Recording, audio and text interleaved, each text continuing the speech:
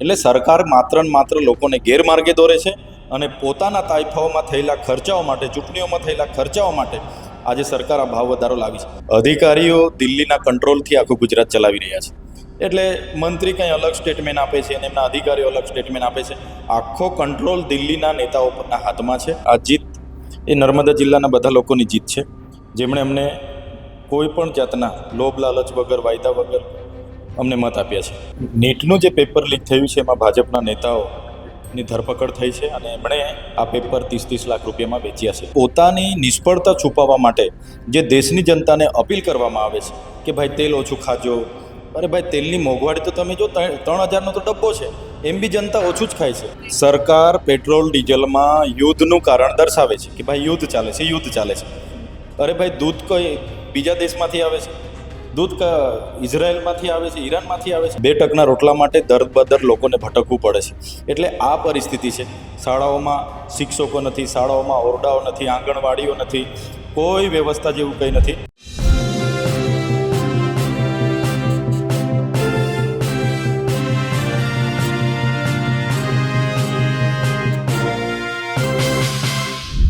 નમસ્કાર, હું છું ચંદ્રિકા પુત્રી નિરાલી મહેરિયા અને આજે અમદાવાદમાં આમ આદમી પાર્ટીની સમીક્ષા બેઠક યોજાઈ રહી છે, જ્યાં આપણી સાથે ઉપસ્થિત છે આપના ધારાસભ્ય ચૈતરભાઈ વસાવા.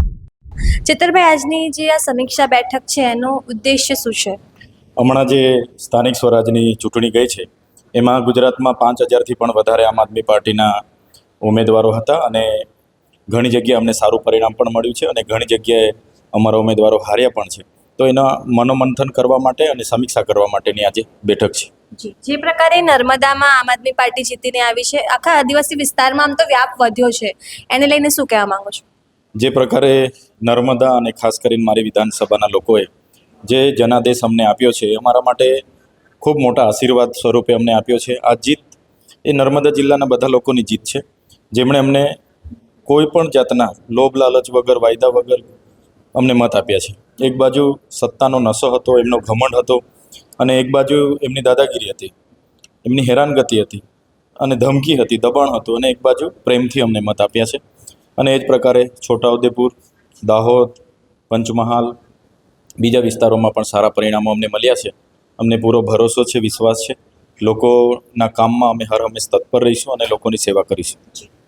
નીટનું પણ પેપર લીક થયું, તમને લાગે છે કે જે એજ્યુકેશન મિનિસ્ટર છે ધર્મેન્દ્ર પ્રધાન કે પ્રધાનમંત્રી મોદીએ તેમને વાત કરવી જોઈએ આ મુદ્દે? નીટનું જે પેપર લીક થયું છે એમાં ભાજપના નેતાઓની ધરપકડ થઈ છે અને એમણે આ પેપર 30-30 લાખ રૂપિયામાં વેચ્યા છે. ત્યારે સમગ્ર દેશના લાખો વિદ્યાર્થીઓનું ભવિષ્ય અંધકારમય બન્યું છે, જે ખૂબ જ ગંભીર બાબત છે. ભાજપની સરકારે, એમના પ્રધાને આ બાબતની સ્વેચ્છાએ જવાબદારી, નૈતિક જવાબદારી સ્વીકારીને એમણે રાજીનામું આપવું જોઈએ. કેમ કે આ ભાજપની શાસનમાં લોકો 2-3 વર્ષ ફી ભરીને ક્લાસીસ કરે છે, ટ્યુશન કરે છે, અને જ્યારે એમણે પરીક્ષા આપે ત્યારે પેપર ફૂટે છે, એમની કારકિર્દી આખી બગડી જાય છે. એની જવાબદારી ભાજપ સરકારના મંત્રીએ લેવી જોઈએ અને રાજીનામું આપવું જોઈએ, એવી અમારી પણ માગણી છે. અમે અનેક જગ્યાએ એની વિરોધમાં આંદોલનો પણ કર્યા છે અને પ્રદર્શન પણ જારી છે. અમે દેશના યુવા પેઢી સાથે, શિક્ષિત લોકો સાથે અને જે પરીક્ષાર્થીઓ છે એમની સાથે હર હંમેશ અમે ઊભા છે. જી, વડાપ્રધાન નરેન્દ્ર મોદી હાલમાં જ કહ્યું હતું કે તેલ ઓછું વાપરવાનું, પેટ્રોલ ડીઝલ બચાવવાનું, સોનું નહીં ખરીદવાનું. જે જગ્યાએથી નરેન્દ્રભાઈ મોદીએ આ ભાષણ કર્યું એ જગ્યા પર ભીડ ભેગી કરવા માટે 1,600 જેટલી એસટી બસો દોડાવવામાં આવી. પોતાના કાફલામાં 50થી વધારે ગાડીઓ પોતે દોડાવે છે, જે વિદેશ પ્રવાસે નહીં જવાનું અને પોતે વિદેશ પ્રવાસે છે. સોનું નહીં ખરીદવાનું અને પોતે એમાં પુષ્કળ પ્રમાણમાં એ થાય છે. એટલે કહેવાનો મતલબ, પોતાની નિષ્ફળતા છુપાવવા માટે જે દેશની જનતાને અપીલ કરવામાં આવે છે કે ભાઈ તેલ ઓછું ખાજો. અરે ભાઈ, તેલની મોંઘવારી તો તમે જો 3,000નો તો ડબ્બો છે, એમ બી જનતા ઓછું જ ખાય છે. ડીઝલ આજે મળતું નથી, પેટ્રોલ આજે મળતું નથી, ખાતર માટે લાઈનો લાગેલી છે. એટલે સદંતર એમની સરકાર નિષ્ફળ ગઈ છે અને જનતાને અપીલ કરે છે અને એમના મંત્રીઓ દેખાવડો કરે છે કે હા અમે અપીલ સ્વીકારી, સ્ટંટબાજી કરે છે.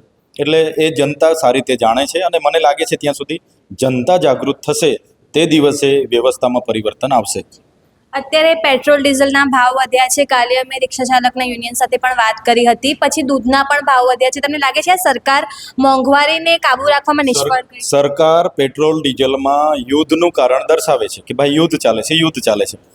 અરે ભાઈ, દૂધ કોઈ બીજા દેશમાંથી આવે છે, દૂધ ઇઝરાયલમાંથી આવે છે, ઈરાનમાંથી આવે છે.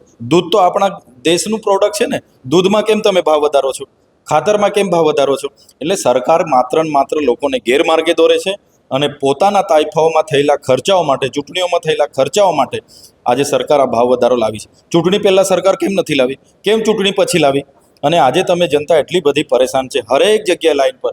એટલે મારે તો જનતાને વિનંતી છે, જનતા જાગશે એ દિવસે જ વ્યવસ્થા બદલાશે, બાકી વ્યવસ્થા બદલાવાની નથી. જી, ગૃહમંત્રી જેમ કહેતા હતા હર્ષ સંઘવી, હવે તો નાયબ મુખ્યમંત્રી છે, કે વરઘોડો તો નીકળશે જ.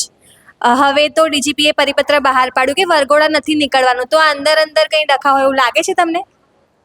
બેન, આ વ્યવસ્થામાં એક બે મંત્રીઓ અને એમના અધિકારીઓથી આખી સરકાર ઘેરાયેલી છે. અધિકારીઓ દિલ્હીના કંટ્રોલથી આખું ગુજરાત ચલાવી રહ્યા છે. એટલે મંત્રી કંઈ અલગ સ્ટેટમેન્ટ આપે છે અને એમના અધિકારીઓ અલગ સ્ટેટમેન્ટ આપે છે. આખો કંટ્રોલ દિલ્હીના નેતાઓના હાથમાં છે અને એના કારણે જ આજે ગુજરાતની વ્યવસ્થા બગડી છે. અને સરવાળે તો જનતા હેરાન થાય છે ને. તમે વરઘોડા કાઢીને શું સાબિત કરવા માંગો છો? કાયદાનું કામ કરશે. તમારે વરઘોડા કાઢીને શું રાજકીય સ્ટન્ટ કરવાના છે? એટલે એમાં અમે માનતા નથી. જે પ્રકારે બુલડોઝર ફેરવીને ગરીબ લોકોની ઝૂંપડા છીનવાઈ રહ્યા છે, જે પ્રકારે લોકોને રોજગારી નથી, ખેડૂતોને ભાવ નથી, એનાથી જનતા ત્રાહિમામ છે. પણ આજે ગુજરાત પોલીસના હાથમાં છે કે પોલીસ જે પ્રકારે કાયદા વ્યવસ્થાના નામે લોકોને ડરાવે છે, ધમકાવે છે, જેલમાં લઈ જાય છે અને દબાવી દે છે. ડર એટલો બધો છે કે ભાજપ સામે કોઈ સવાલ કરવા તૈયાર નથી, વોટ્સઅપમાં એક મેસેજ લખવા તૈયાર નથી. કેમ કે એને વેઠવું પડે છે. એટલે આ પરિસ્થિતિમાં જેટલી સ્પ્રિંગ છે એને દબાવશે, એક દિવસ એવો આવશે કે સ્પ્રિંગ જે જનતા છે ઉછળવાની છે અને તે દિવસે આવા મંત્રીઓને પોલીસ પણ બચાવી નથી શકવાની. હવે છેલ્લો પ્રશ્ન છે કે આખા દેશમાં ક્યાંય પણ ચૂંટણી હોય તો ભાજપ ગુજરાત મોડલની વાતો કરતી હોય છે, પણ હવે નરેન્દ્ર મોદીની સરકારે જ્યારે નીતિ આયોગના જ આંકડા પ્રમાણે 3000 જેવી સ્કૂલો છે જ્યાં એક જ શિક્ષક છે અને 60 જેટલી સ્કૂલો એવી છે જ્યાં 78 શિક્ષક છે પણ વિદ્યાર્થીઓ 0 છે. તમને લાગે છે શિક્ષણની પોલ ખુલ્લી હોય? કોઈ જગ્યાએ ગુજરાત મોડલ નથી. તમે અમારા વિસ્તારોમાં આવજો, લાખો બાળકો કુપોષણથી પીડાય છે. કેટલાય ગામો છે કે આજે પણ કોતેડાના પાણીમાં કુવાલી બનાવીને પાણી પીવું પડે છે. રોડ નથી, મહિલાઓને ખભે ઝોલીમાં લઈ જવું પડે છે, રસ્તે મૃત્યુ પામે છે. તમે આજે એ વિસ્તારોમાં ફરશો, 2 ટકના રોટલા માટે દર લોકોને ભટકવું પડે છે.